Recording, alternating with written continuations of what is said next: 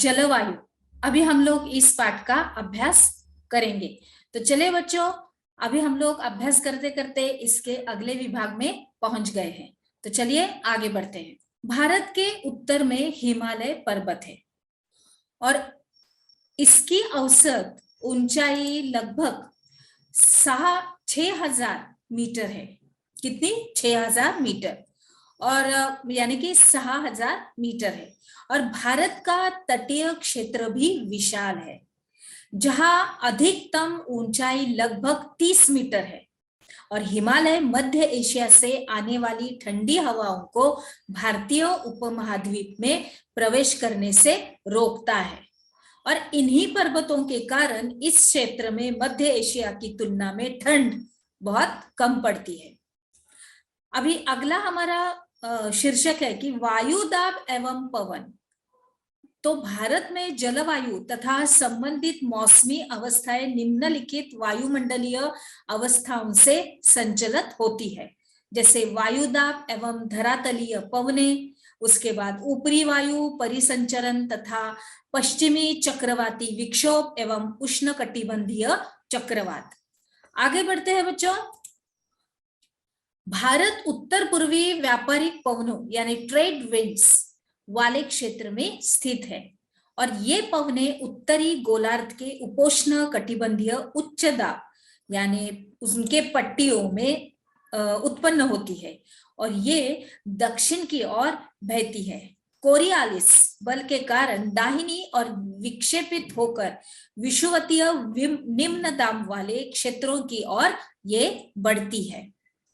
आगे देखते हैं बच्चों की सामान्यतः इन पवनों में नमी की मात्रा बहुत कम होती है, और इसलिए इन पवनों के द्वारा वर्षा कम या नहीं होती है। और इस प्रकार भारत को शुष्क क्षेत्र होना चाहिए, लेकिन ऐसा नहीं है। अब आइए देखें क्यों ऐसा नहीं है। तो भारत की वायुदा एवं पवन तंत्र अद्वितीय है। शीत ऋतु में हिमालय के उत्तर में उच्च दाब होता है। अब इस क्षेत्र की ठंडी शुष्क हवाएं दक्षिण में निम्न दाब वाले महासागरीय क्षेत्र के ऊपर बहती है, और ग्रीष्म ऋतु में आंतरिक एशिया एवं उत्तर पूर्वी भारत के ऊपर निम्न दाब का क्षेत्र उत्पन्न हो जाता है। और इसके कारण गर्मी के दिनों में वायु की दिशा पूरी तरह से परिवर्तित हो जाती है। यानी कि अभी हम लोगों को समझ में आया कि हमारे पास ठंड भी रहती है हमारे देश में।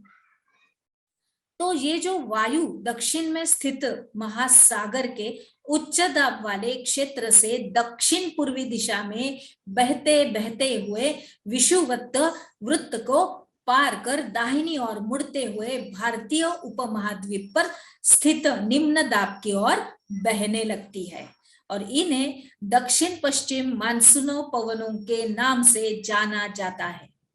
और ये पवन यानी ये मतलब वारा बोलते हैं हम लोग, हवाएं बोलते हैं, और कोष्ण महासागरों के ऊपर से बहती है और नमी ग्रहण करती है तथा भारत की मुख्य भूमि पर वर्षा गिरती है। चलिए आगे बढ़ते हैं।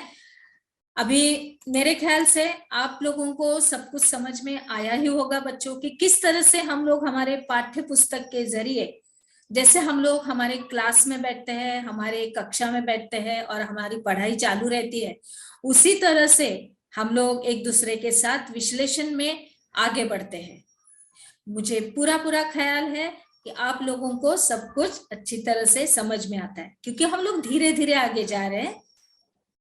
चलिए, इस प्रदेश में ऊपरी वायु परिसंचरण पश्चिमी प्रवाह के प्रभाव में रहता है, और इस प्रभाव का एक मुख्य घटक जेट धारा है। अभी ये जेट धाराएं क्या होती है?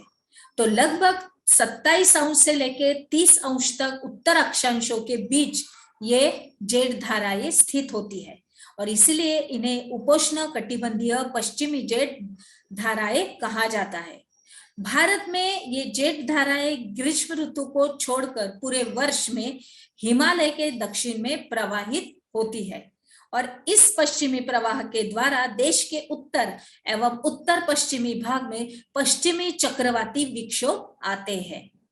और गर्मियों में सूर्य की आभासी गति के साथ ही उपोष्ण कटिबंधीय पश्चिमी जेट धारा हिमालय की ओर बहती है। अभी हम लोग देखते हैं भारतीय मानसून। भारत की जलवायु मानसूनी पवनों से बहुत अधिक प्रभावित है और ऐतिहासिक हमारे काल में भारत आने वाले नाविकों ने सबसे पहले मानसून परिघटना पर ध्यान दिया था और पवन तंत्र की दिशा उलट जाने यानी उत्क्रमण के कारण उन्हें लाभ हुआ, चूंकि उनके जहाज जो थे वो पवन की प्रवाह की दिशा पर ही निर्भर थी। अरबवासी जो व्यापारियों की तरह उत्तर भारत हमारे भारत देश में आए थे और उन लोगों ने पवन तंत्र के इस मौसमी उत्क्रमण को मानसून का नाम दिया था। अभी हम लोग यहाँ पर देख रहे हैं एक चित्र कि मानसून का प्रभाव उष्ण कटिबंधीय क्षेत्रों में लगभग, ये देखिए किस तरह से होता है, लगभग 20 अंश उत्तर एवं 20 अंश दक्षिण के बीच रहता है। और मानसून की प्रक्रिया को समझने के लिए निम्नलिखित तथ्य महत्वपूर्ण है। ये कौन सा तथ्य है हम लोग देखते हैं। सबसे पहले है स्थल तथा जल के गर्म एवं ठंडे होने की विभेदी प्रक्रिया के कारण भारत के स्थल भाग पर निम्न भाग का क्षेत्र उत्पन्न होता है, जबकि इसके आसपास के समुद्रों के ऊपर उच्च दाब का क्षेत्र बनता है। ग्रीष्म ऋतु के दिनों में अंतः उष्ण कटिबंधीय, जबकि इसके आसपास के समुद्रों के ऊपर उच्च दाब का क्षेत्र बनता है। अभी ब यानी अगला जो हमारा पड़ा है इसमें हम लोग पहुंच चुके हैं। ग्रीष्म ऋतु के दिनों में अंतत उष्ण कटिबंधीय अभिसरण क्षेत्र की स्थिति गंगा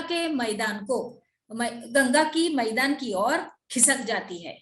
यह एक विषुवतीय गर्त है जो प्राय विषुवत वृत्त से 5 अंश उत्तर में स्थित होता है और इसे मानसून ऋतु में मानसून गर्त के नाम से भी जाना जाता है। तीसरा हम लोग देखते हैं हिंद महासागर में मेडागास्कर के पूर्व लगभग 20 अंश दक्षिण अक्षांश के ऊपर उच्च दाब वाला क्षेत्र होता है। अभी आगे बढ़ते हैं बच्चों। इस उच्च दाब वाले क्षेत्र की स्थिति एवं तीव्रता भारतीय मानसून को बहुत ही प्रभावित करती है। ग्रीष्म ऋतु में तिब्बत का पठार बहुत ही अधिक गर्म हो जाता है और जिसके परिणाम स्वरूप पठार के ऊपर समुद्र तल से लगभग 9 किलोमीटर की ऊंचाई पर तीव्र ऊर्ध्वाधर वायु धाराओं एवं उच्च दाब का निर्माण होता है। और अगला हमारा विभाग है यानी कि ग्रीष्म ऋतु में हिमालय के उत्तर पश्चिमी जेट धारा का तथा भारतीय प्रायद्वीप के ऊपर उष्ण कटिबंधीय पूर्वी जेट धाराओं का प्रभाव होता है। आगे बढ़ते हैं बच्चों। हमने क्या सीखा, इसके अंतर्गत आपको भारतीय मानसून के बारे में लिखिए। यह आपका आज का इस विभाग का प्रश्न है जो आपको आपके नोटबुक में आपको लिखना है। तो चलिए अभी हम लोग हमारे अगले विभाग में प्रवेश करते हैं। चलिए